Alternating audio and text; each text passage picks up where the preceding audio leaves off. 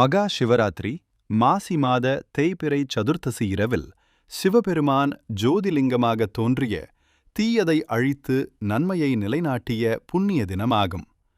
பார்வதி தேவி சிவனை வேண்டி தவம் செய்த நாள் மற்றும் வேடன் அறியாமல் வில்வ இலை தூவி வழிபட்ட கதை சிவராத்திரி இரவில் கண் விழித்து வழிபட்டால் மோட்சம் கிட்டும் என்பதன் சிறப்பை கூறுகிறது. மகா சிவராத்திரி புராண கதைகள். ஜோதிலிங்க தோற்றம்.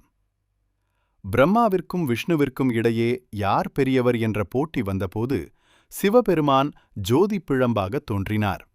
அந்த ஜோதியின் அடியையோ முடியையோ காண முடியாதவாறு சிவபெருமான் விஸ்வரூபம் எடுத்து நின்று தன்னை உணர்த்திய இரவு மகா சிவராத்திரியாக கருதப்படுகிறது. வேடனும் வில்வமும். பக்தி கதை. உணவின்றி பசியோடு இருந்த ஒரு வேடன் தன் உயிரை காக்க மரத்தில் ஏறினான்.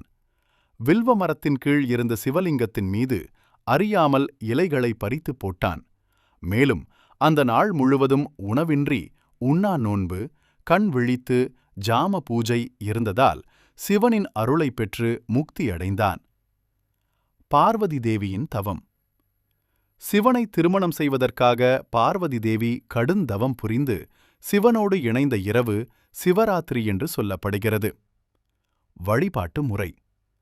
சிவராத்திரி இரவில் 4 ஜாமங்களிலும் சிவனுக்கு பால், தயிர், தேன், நெய், இளநீர் போன்றவற்றால் அபிஷேகம் செய்து வில்வ இலைகளால் பூஜித்து சிவபுராணம் பாடி கண் விழித்து வழிபடுவது சிறப்பானது. சிவராத்திரியின் நோக்கம். மனதை ஒருநிலைப்படுத்துதல், அறியாமை எனும் இருளை அகற்றுதல், சிவனின் அருளை பெற்று பாவங்கள் நீங்கி முக்தி அடைதல்.